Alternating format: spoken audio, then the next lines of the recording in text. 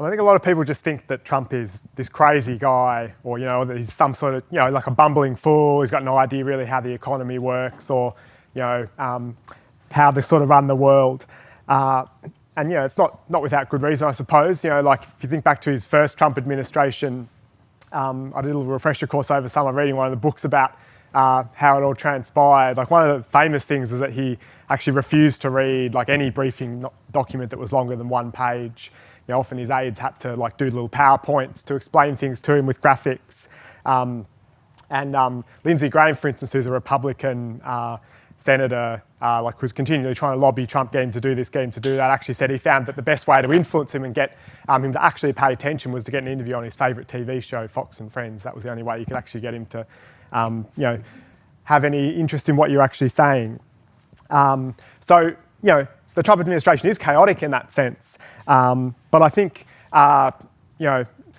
you can discern some sort of logic to what Trump is trying to do. Whether it works or not, I think there's a logic to what Trump is attempting to do as president.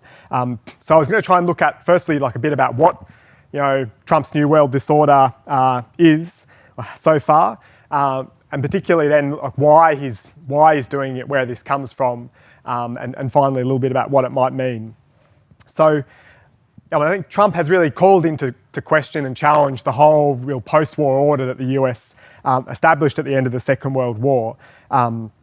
It's often talked about in terms of Trump abandoning the rules-based order, but I think that's always been a bit of a farce, the idea that the US obeyed any rules-based order. I mean, I think we've seen very clearly in terms of Gaza, that whenever it suits it, the US has been prepared under whatever president actually to, ignore the rules, dispense with the rules, to allow, its friends and allies or itself to, commit, every kind of breach of the rules, even to support a genocide.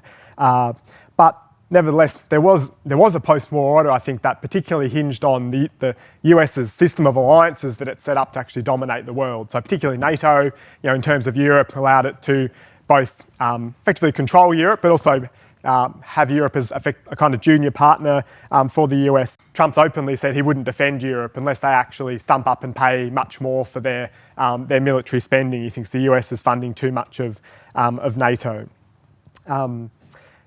So in that sense, he's dispensing with that kind of framework the US set up. At the same time, the retreat from alliances, I think, it's not about isolationism. You look at what Trump's even done since he came to office, you can see that he's been willing to bully other countries, to threaten the use force, to get what he wants. So, for instance, like he started a major bombing campaign in Yemen. He gave the green light to Israel to resume the genocide in Gaza, and even declared, as we know, the US would like to take it over, and thought maybe it could be a bit of a real estate opportunity.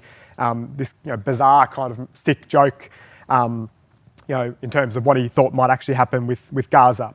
There's other examples too, like in Panama just this week, the US has got an agreement to send troops back into Panama. We know Trump's been going on about how the US has to have control of the Panama Canal, wants control back.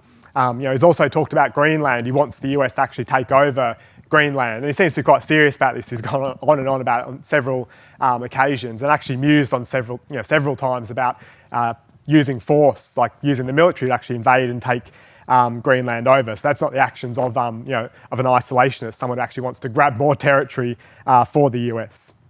But it's quite a break with the post-war order.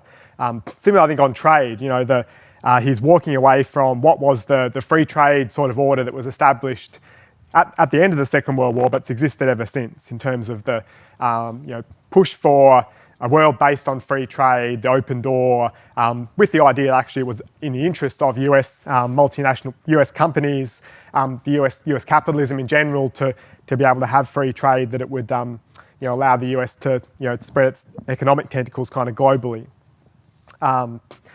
So what's Trump's kind of alternative so far to the post-war order?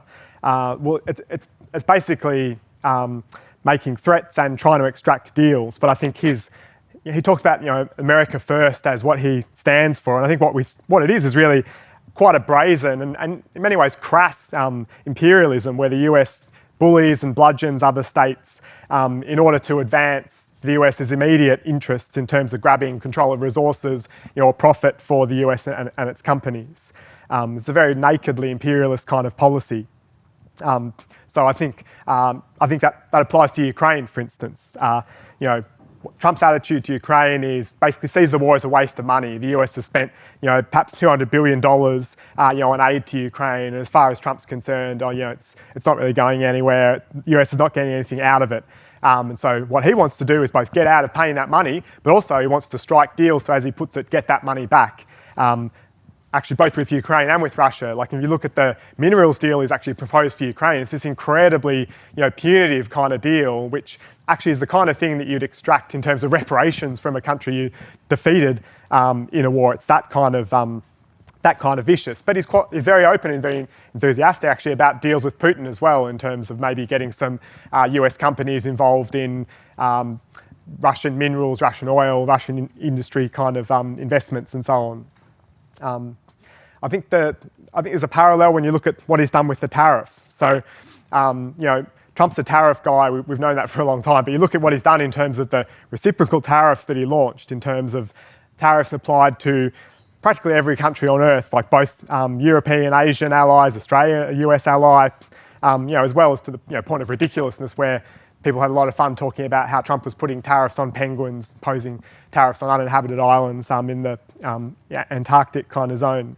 But I think if you look what he's done with the tariffs, it's also clear that he's not particularly serious about the exact level of the tariffs he's levied on these other countries. Most of the tariffs are suspended for 90 days, and he really sees it as a negotiating tactic. Like he loves the fact that all these other countries are going to come to him, he's going to strike trade deals, thinks that's going to be a way to extract some advantage for the US and boost the US economy. The one obviously important example to that is China, where he has maintained a tariff of, actually the highest tariff of 145% now, actually a minimum tariff of 145% on all Chinese trade to the US.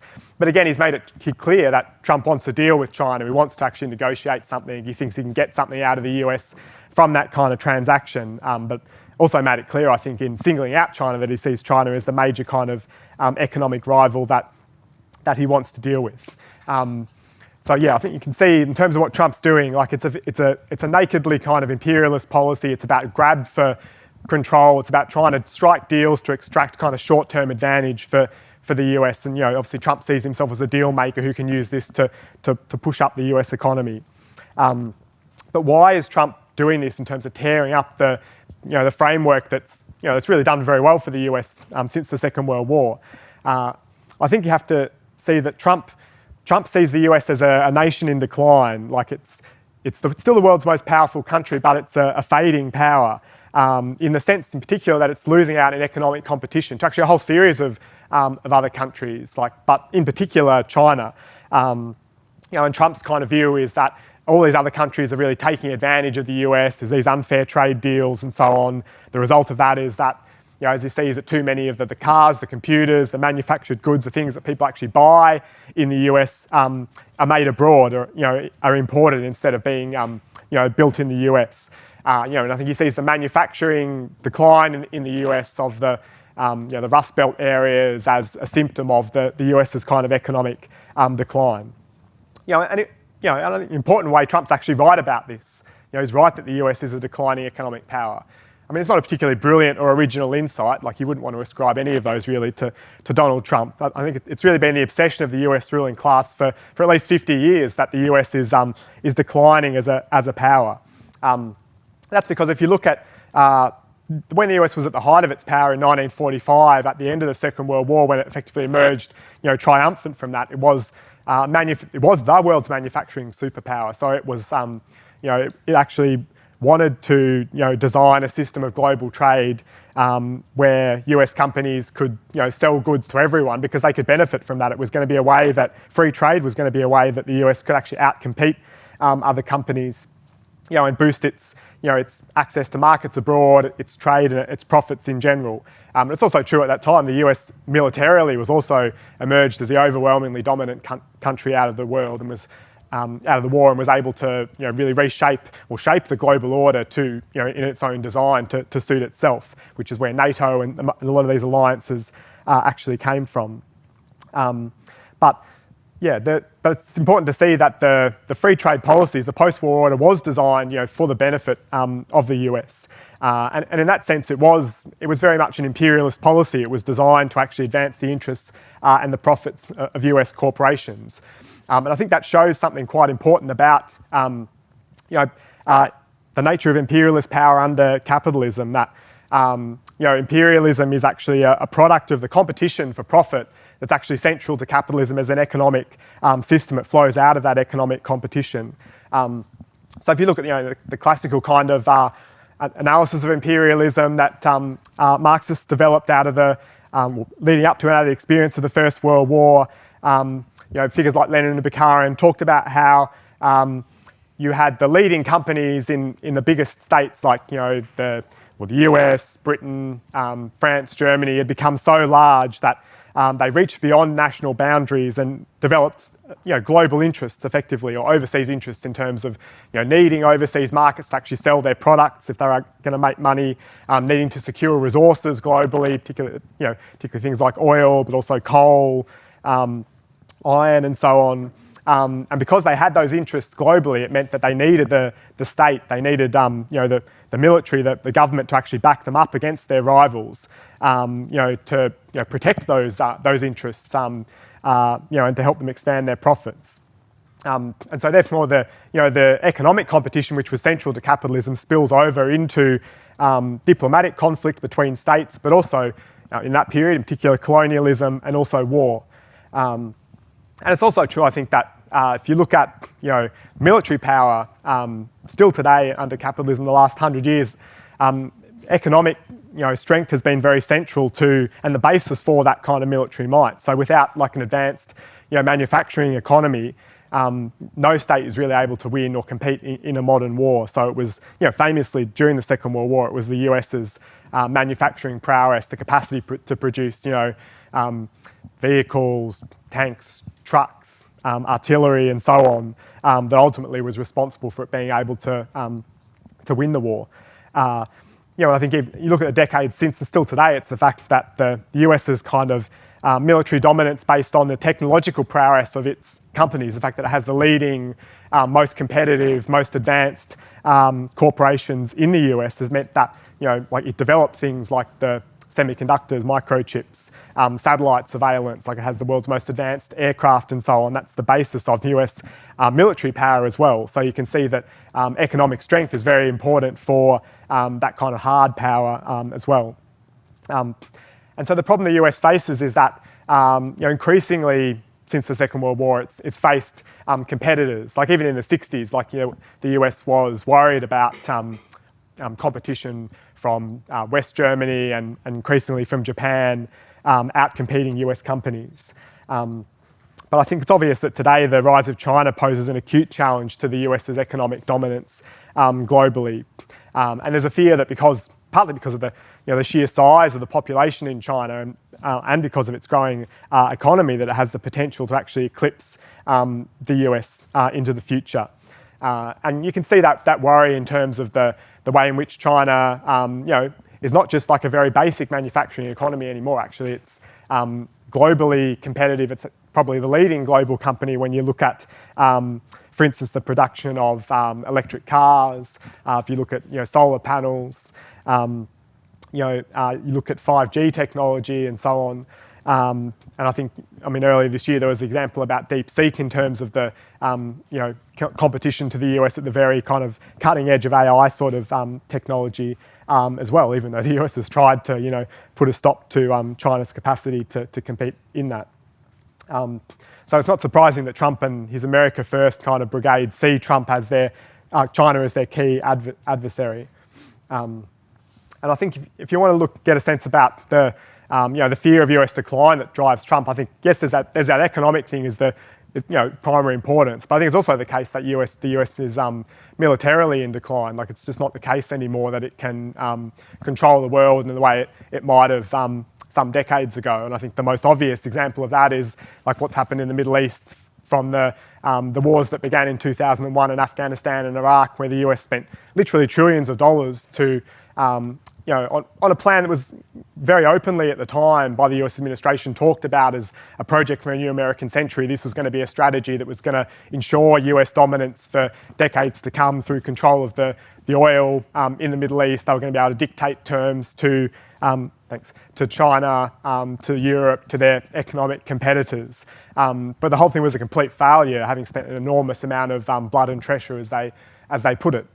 And the most recent example of that was capped off, I suppose, in 2021 when the US had to withdraw from Afghanistan with its tail between its legs and had the embarrassment of the people they'd been fighting for 20 years then actually took over in terms of the Taliban in Afghanistan.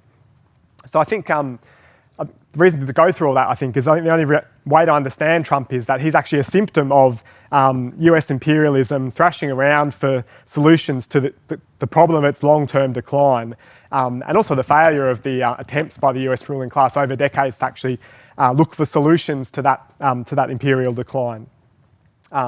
So there's a very real problem that Trump is responding to, but that doesn't mean he actually has any real solutions to it. So I just wanted to finish by talking a bit about what are the likely results of the New World disorder that Trump is kind of unleashing. And I suppose there's two elements, like there's the tariffs, the economic policy, and there's the kind of military foreign policy. So I think obviously in the long run, the tariffs that Trump is trying to impose, they're not going to restore the dominance of US manufacturing, of the US economy globally.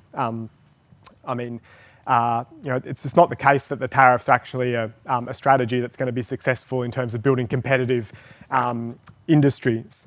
That's not to say that there may be some deals that Trump is able to deliver in the short term that gives the US some immediate advantage, whether it's over the negotiations about the tariffs or whatever. But I think it's also true that what he's done with the tariffs, like his general approach, it's a very high-risk strategy. So there's a very strong, likelihood of a US recession, particularly if he keeps any of the tariffs on for any kind of extended period. There's also likely to be a wave of anger in the US against Trump if he actually tries to do that in terms of the amount of inflation it's actually going to unleash in terms of what it actually costs working class people to buy basic goods. And I think in that regard as well, you can see the chaos that it's sort of caused on the stock market and the bond market, which is again is an indication that this is not a strategy that's actually even for Trump sustainable. He actually, I think, blinked about backing down on the reciprocal tariffs so quickly because he could see the damage it was doing to the stock market, to the bond market, and there's a certain element of concern inside the Trump administration about what they're actually going to do to the economy. It's an indication about what can go wrong when Trump tries to push some of these kind of things. So I think economically, there's no real solution out of what Trump is actually trying to do.